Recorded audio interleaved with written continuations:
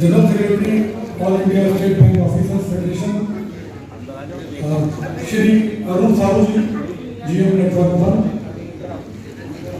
मेरे साथी general secretary president तो दूर दूर से आज मुझे इस रक्षा मेला पे अपनी शुभकामनाएं देने के लिए इकट्ठा हुए, मेरे अग्रज, मेरे मेंटर कॉमरेड दिनेश चंद्रा जी और कॉमरेड अतुल स्वरूप जी।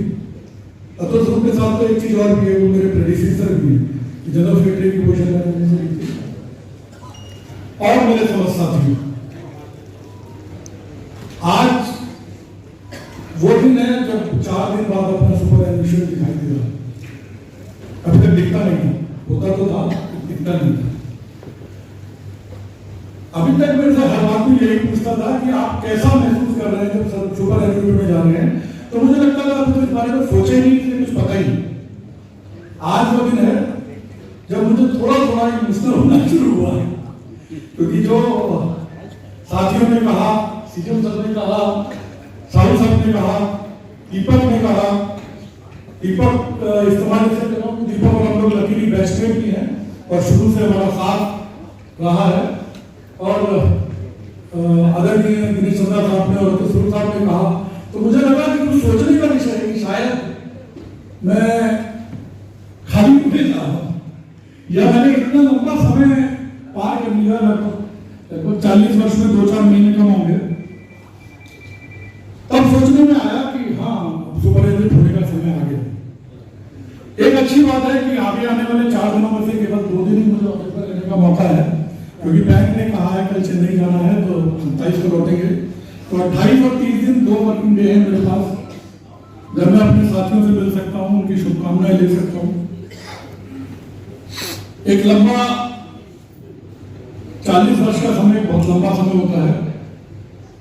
सौरभ ने बहुत शॉर्ट में आप लोगों को बताया, बहुत सारी अच्छी यादें हैं, पुरानी तो रखनी, खराब तो रखनी नहीं चाहिए। बहुत सारी ऐसी यादें हैं जो मैं कभी नहीं भुला सकता। जैसे मौलेखाल में जब मेरी पहली पोस्टिंग हुई, तो हमें ये नहीं पता था वो मौलेखाल किस जगह का है, जबकि बगल के डिस्ट्रिक्ट में होता था। मैं नैनीताल जिले से था और मोड़ा जिले में मेरी पोस्टिंग हुई। फिर ये समझ में नहीं आता था वहां तक पहुंचेंगे कैसे, लौटेंगे कैसे। फिर खैर समय आने पर काशीपुर पोस्टिंग मिली और बहुत सारे लोगों के साथ रहने का मौका मिला, बहुत अच्छी अच्छी चीजें वहां रही। लेकिन मुझे जीवन में ऐसा व्यक्ति मिला जो मेरे साथ आज भी मेरे सिर पे हाथ रखे हुए है, वो है आदरणीय जीसी अग्रवाल साहब। यहाँ भी आ गए हैं, मेरे एजीएम थे, मेरे चीफ मिनिस्टर थे वहां। वही ऐसे व्यक्ति थे जिन्होंने धक्का देकर मुझे लखनऊ पहुंचाया, नहीं तो शायद बैंक मेरी पोस्टिंग बरेली कर दी होती।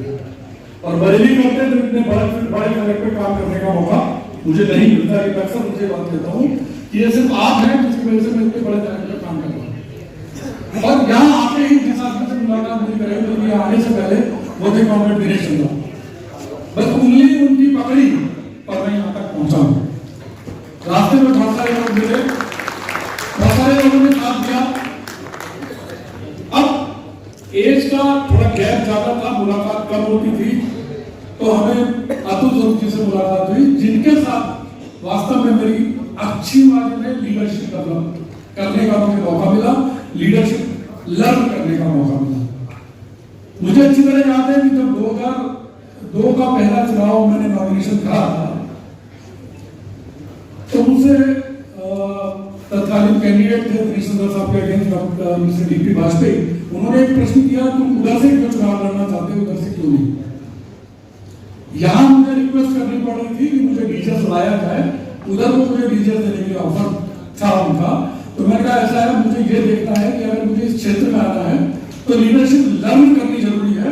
जो आपके ग्रुप में मुझे ऐसा कोई नहीं दिखता जो लीडरशिप मुझे कुछ इनहेरिट कर सके, वहां मुझे एक लाइन से दिखाई देते हैं जिनसे मैं लीडरशिप सीख सकता हूँ। और मैंने ऑप्ट किया ओके टीम में आने का, और वो दिन है और आज का दिन है, मैं उनके सिद्धांतों से, जो सिद्धांत उन्होंने मुझे सिखाए हैं, उस पर एडामेंट हूँ, उस पर बिल्कुल चलने का मैंने पूरा कोशिश किया है। एक बार मैंने संकल्प लिया था कि मैं इस संघ को और इस टीम को जितनी ऊंचाइयों पे हो सकेगा ले जा सकूंगा, ले जाने का प्रयास करूंगा। मैंने कोशिश भी की। मुझे लगता है कि जो लोग पुराने इस हॉल में बैठे हैं, पुराने लोग हैं, वो जानते हैं 2015 में जब हम लोगों ने टेक ओवर किया था, मैंने और अतुल ग्रुप ने, तब हमारे संघ की क्या स्थिति थी और आज हमारे संघ की स्थिति क्या है, उसके बारे में विस्तार से चर्चा करने की आवश्यकता नहीं है। ये सब चीजें महसूस की जा सकती हैं। लेकिन एक चीज जो मुझे कमी आज भी खल रही है, और दीपक शर्मा ने आप लोगों को इशारा भी किया, वो इशारा समझने की चीज है। जो डायनेमिज्म, जो गतिशीलता हमारे एसोसिएशन में होनी चाहिए थी, वो हमारे सर्किल में नहीं है।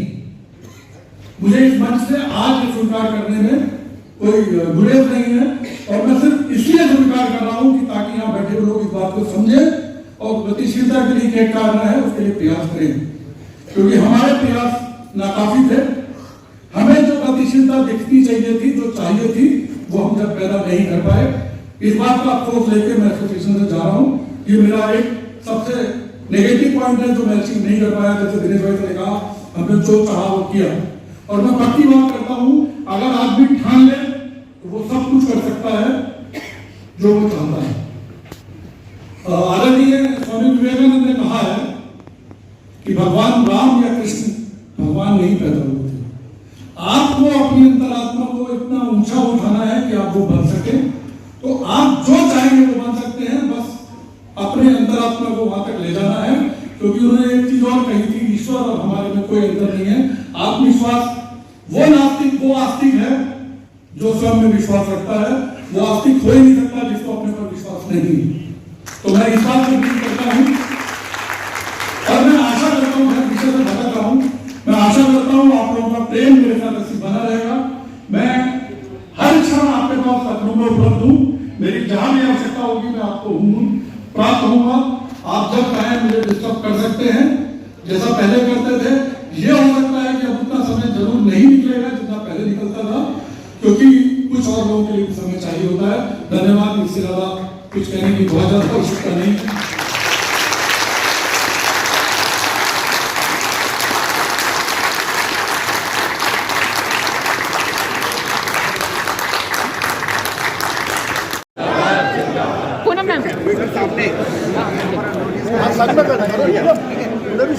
मैडम आप साथ में खड़े रहिए। अभी दीपक सर ने बताया ना, सेक्रीफाइस आपने किया। हाँ फोटो ले हो गया। हाँ चले आइए मनोहर जी।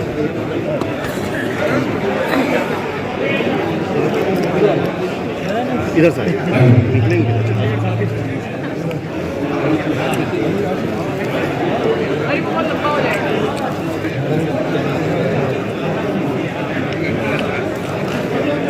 सर आइए ना।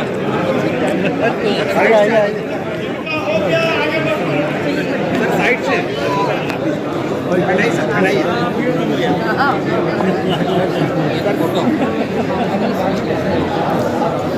Thank you sir.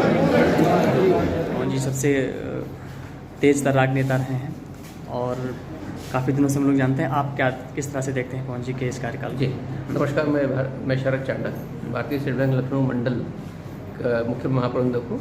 आज जो है भारतीय स्टेट बैंक का जो अधिकारी संघ है उनकी जनरल काउंसिल की मीटिंग थी, तो वहाँ सभी अधिकारियों के जो से संबंधित जो विषय है उनके पर चर्चा हुई, और इस तरह से भी चर्चा हुई कि ग्राहक सेवा को किस तरह से सुधारा जाए और अधिक से अधिक ग्राहक सेवा कैसे इम्प्रूव की जाए। आज फिर जो है श्री पवन कुमार जो भारतीय स्टेट बैंक लखनऊ सर्कल के जनरल सेक्रेटरी है, उनका विदाई समारोह भी था। तो पवन कुमार जैसा आप जानते हैं एक बहुत ही संवेदनशील सहृदय व्यक्ति है, और उनका जो है सभी को हमेशा हेल्प करने में आगे रहते हैं। आज उनका विदाई समारोह था। धन्यवाद सर। जिस तरह आज यूनियंस ने अपनी बहुत ढेर सारी डिमांडें रखी हैं आपके आगे, और उसको आगे बढ़ाने के लिए उसको किस तरह की कौन कौन सी यूनियन जो डिमांड्स है जिसको आप फुलफिल कर सकते हैं या आगे? नहीं, ये देखिए, ये तो भारतीय स्टेट बैंक के सभी अधिकारी संघ का जो है काउंसिल मीटिंग थी, तो इनकी जो डिमांड है वो जो है राष्ट्रीय स्तर पर है, लखनऊ स्तर पर कोई इनकी डिमांड नहीं थी। तो इनकी जो डिमांड है क्या उसको राष्ट्रीय स्तर पर भेजेंगे और किस तरह से? नहीं, वो स्वयं ही कल उनकी मीटिंग होने वाली, वहाँ ले जाने वाला। विदाई समारोह में आज क्या क्या रहा, क्या कहना चाहेंगे पवन जी के कार्यकाल के बारे में? देखिए, आज हम यहाँ पर SBIOA लखनऊ सर्कल की जनरल काउंसिल में इकट्ठा हुए हैं। जनरल काउंसिल के साथ साथ ये यहाँ के महासचिव श्री पवन जी की विदाई का समारोह भी रहा है। और मेरा ये मानना है कि जनरल काउंसिल हम सभी के लिए एक उत्सव की तरह होती है, जहाँ पर सारे अधिकारीगण इकट्ठा होते हैं, बैंक की समस्याओं के बारे में बातचीत करते हैं, अपने पेन पॉइंट्स को बताते हैं, लीडरशिप डेवलपमेंट्स के बारे में उनको अवगत करवाती है। और सबसे अधिक बात है कि अपनी बातों को एक दूसरे के साथ साझा करते हैं। पवन जी और मेरा बहुत पुराना संबंध रहा है, हम दोनों बैचमेट भी रहे हैं, मैंने उनको बहुत करीब से देखा है। पवन जी बहुत ही जुझारू और मेहनती व्यक्ति हैं। उनका व्यक्तित्व बहुत ही सिंपल और डाउन टू अर्थ है। वो लोगों की भावनाओं को, संवेदनाओं को इस तरह से अपने अंदर आत्मसात करते हैं कि उनके समाधान जब तक नहीं हो जाता तो निरंतर प्रयासरत रहते हैं। ऐसा जज्बा, ऐसी जीवटता बहुत कम देखने को मिलती है।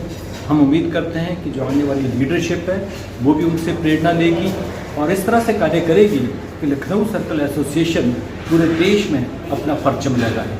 मैं पवन जी की सेवानिवृत्ति पर उनके सुख मंगल में पोस्ट रिटायर लाइफ की कामना करता हूं और उम्मीद करता हूं कि उनकी दूसरी पारी उनकी पहली पारी से भी बहुत बढ़िया रहेगी। उनके परिवार ने जो बलिदान दिया है, जिसमें उनके परिवार की जो कटौती हुई है, उस कटौती को पूरा करेंगे और अपने परिवार के दायित्वों को भी बहुत अच्छी तरह से निभाते रहेंगे। समाज को भी अपनी सेवाएं प्रदान करेंगे। समाज के उन तबकों को कि पवन जी जैसा व्यक्ति कभी भी खामोश नहीं रह सकता, वो निरंतर प्रयासरत रहेगा, चलता रहेगा। मेरी ढेर सारी शुभकामनाएं उनके सेवानिवृत्त जीवन के लिए। मैं Deepak Sharma, general secretary all India State Bank officers federation.